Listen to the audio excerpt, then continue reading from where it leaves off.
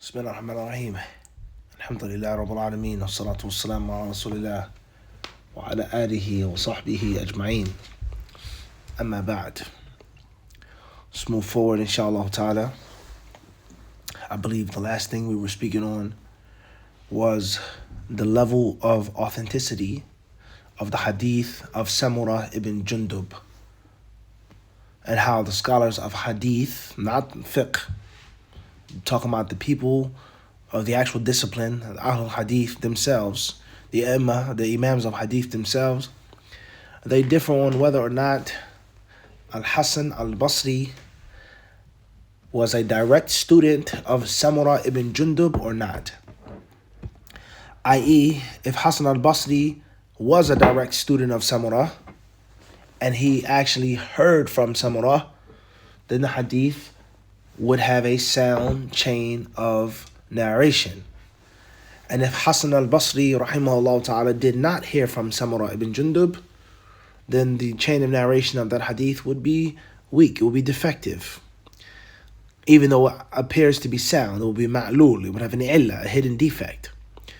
So therefore, before we even speak on the matter of the ghusl, is it mandatory or not, this is one of their strongest proofs. Those scholars who say that it's only recommended, this is one of, not their only, but one of their proofs and one of the strongest pieces of proof and evidence that they have, and it is mukhtalafun fihi. There's a difference of opinion regarding it being sound or not. طيب. Sanani rahimahullah ta'ala, he says, والحديث دليل على عدم وجوب الغسل كما هو عرفت دليل الجمهور على ذلك وعلى تأويل حديث الإيجاب إلى أن فيه سؤالا وهو أنه كيف يفضل الغسل وهو سنة على الوضوء وهو فريضة والفريضة أفضل إجماعا، والجواب أنه ليس تفضيل على الوضوء نفسه بل على الوضوء الذي لا غسل معه، كأنه قال من توضأ واغتسل أفضل ممن توضأ فقط، ودل لعدم الفريضة أيضا إلى آخره. Okay, so he goes on to mention the different views of the ulama of Islam with regards to whether it is or whether it isn't. He then states, he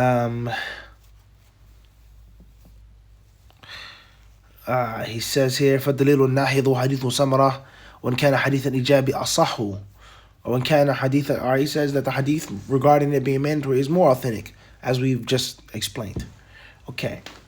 فَالْأَحْوَطُ لِلْمُؤْمِنِ أَنْ لَا يَتْرُكَ غُسْلَ الْجُمْعَةِ.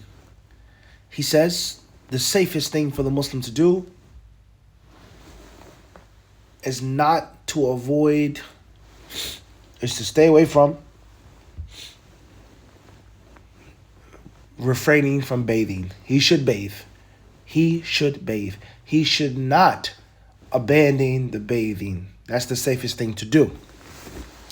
Okay, he says, وفي الهدي النبوي الأمر بالغسل يوم الجمعة مؤكد جدا ووجوبه أقوى من وجوب الوتر وقراءة البسملة في الصلاة ووجوب الوضوء من مس النساء ووجوبه من مس الذكر ووجوبه من القهقهة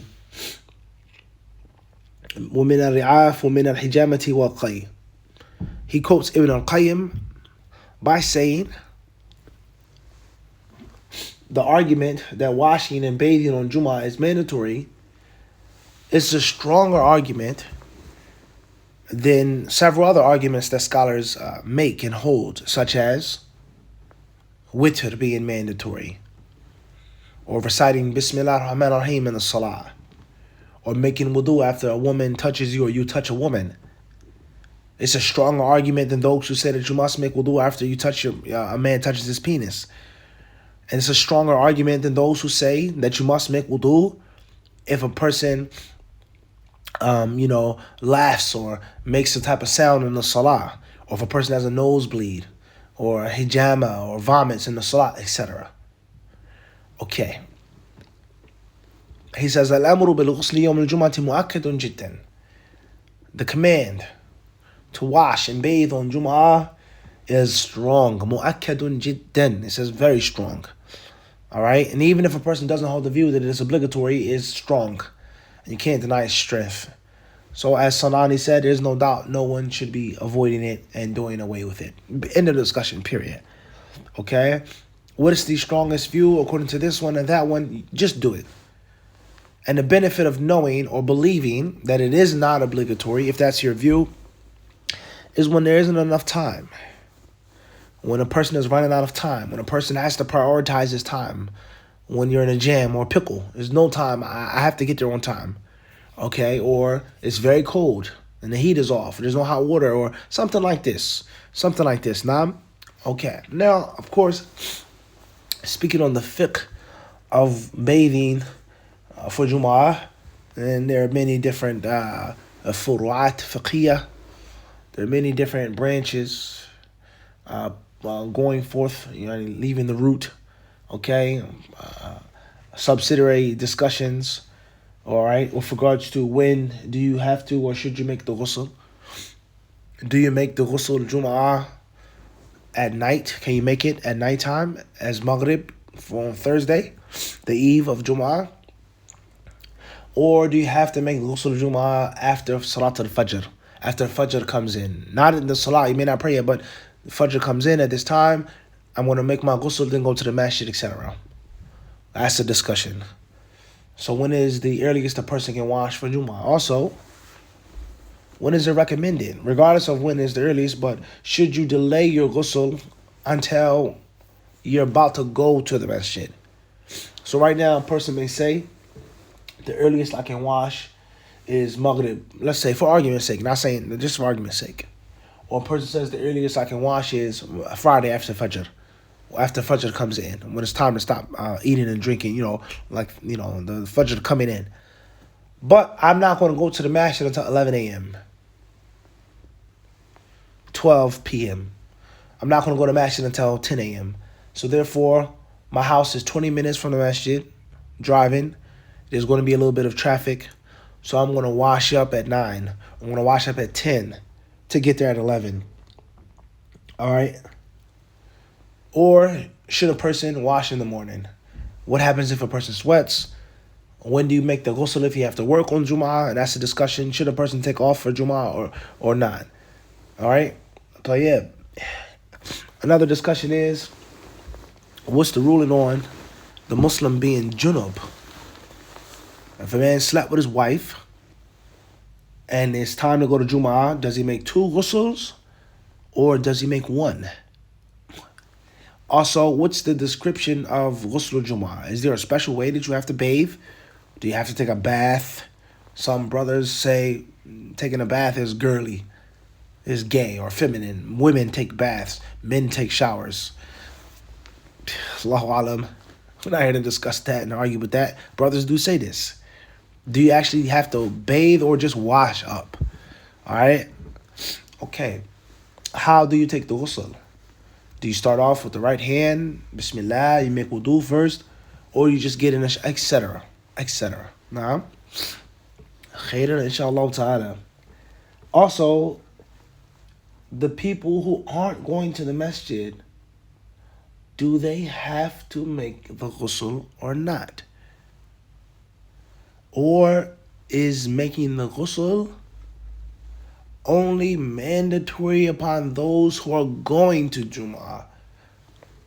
So all of those different details and arguments and hypotheticals, etc., they are to be felt and they are to be explained in the books of fiqh and Q&As, so on and so forth. So, all right, khair inshallah. As we said before, the sunnah for Jum'ah is to put on your best clothes, as the Prophet ﷺ has told us. And there are many other sunnahs of Jum'ah that most of the Muslims today have abandoned. So many Muslims are ignorant of those sunnahs, unfortunately. Going early, how many Muslims go late, come late? How many? Unfortunately. Whether you hold the argument that you should take off work or not. But if you are going to work, Jumu'ah is at 1:30, 1 o'clock. You work 20 minutes from the masjid. It's Friday, traffic, road work, lane closure, merging. You got to find a parking spot. You have to take all of that into consideration. And being on time for Jumu'ah is one thing. Being early for Jumu'ah is another thing. And I think that it shows the extent or the lack of importance that the Muslim shows to Jumu'ah. That you have your affairs in order. You prepare everything. Thursday, not Thursday night, Thursday. What am I going to wear? How am I getting there? Train, bus, Uber, gas in the car. I got everything right and prepared. I know I have to find a parking spot. I want to get there. I want to sit in the masjid, so on and so forth, read Quran. That's very important. Prioritizing Jumu'ah. Fas'aw ila dhikrillah. And things aren't as simple and easy as they were back in the day. Especially in America or Canada or UK. You can't just hear the adhan and then go to the masjid. The masjid is far away. There is no loud adhan. It's a non-Muslim society. So you have to be mindful of your time. You have to be aware, conscious, and vigilant of your time. And the golden rule of life that the older people, they told us, the elders, and I wish I would have implemented this every single day of my life. If you're on time, then you're late. If you're on time, then you are late. It's a golden principle of life. So if you have a flight, domestic or international, at 1 p.m., if you get to the airport at 12 o'clock, you get to the airport at 11:30, maybe even 11, you get there with just enough time, that means you're late. And if you get on a plane this time, that was close. I was the last one on. Know for sure that habit, that adrenaline rush will turn into a habit, and then it will bite you. And you'll gamble again, you'll throw the dice again, you'll lollygag, you'll procrastinate. Oh, I don't want to get there too early, it's no problem. And you'll get there and it'll be an extremely long security line. Extremely long. Something will go wrong in the airport. It'll be super crowded and you'll be in security for an hour, 2 hours, and then you'll get to the gate and the door will be locked. And then you'll argue with the people, oh, I was here on time. Sorry, sir, you have to wait for the next flight. You don't have a confirmed seat, so on and so forth, then you're stuck. So if you're on time for a thing, that means you're late. So if the bare minimum that you need to go through security and give yourself padding, use the bathroom, make wudu, get a coffee, get some tea, blah, blah, blah, get your things together for the flight. If the bare minimum is 2 hours, then you give yourself padding for something to go wrong, another hour. And it's better to sit at an airport and wait and be bored, which a Muslim shouldn't be bored. There's always something to read, Quran to read, the dhikr to make, spending time with your family, playing with your children. It's better to sit and to be bored or your kids are going crazy, jumping around, then you get there and then you're stuck for 5 or 6 hours waiting for the next flight. That's a fact. That's a fact. It's 10 times better. You losing your money for the plane ticket. Well, sorry, sir, you were late. You can't get another, so on and so forth. So being wise and respecting time, managing time, prioritizing time. This is something that the Muslims need. And you see so many Muslim brothers every single week. They come at the very last moment. And that's wrong. They laugh, they joke, they lollygag, they waste their time, and then they rush at the last minute. That's bad. If you want to get there at 12, prepare to get there at 11 because it's going to be construction. There's going to be an accident. Something is going to happen. And if a Muslim is constantly late, constantly behind on time, constantly rushing at the last minute, then that says something about that Muslim's life. So if you don't give priority to Jumu'ah, what do you give priority to? And why are you late? Dunya? And we can go on and on and on and on, right? With regards to the law sunnah of coming to the masjid, not on time, but early. You sit in the masjid, you make your 2 rak'ah, you sit down. Is there a sunnah before Jumu'ah or not? That's a long discussion. You pray, as the Hadith says, whatever Allah allows you to pray. You read Quran, you make dua, make istighfar. And you wait patiently for the muadhin and the imam.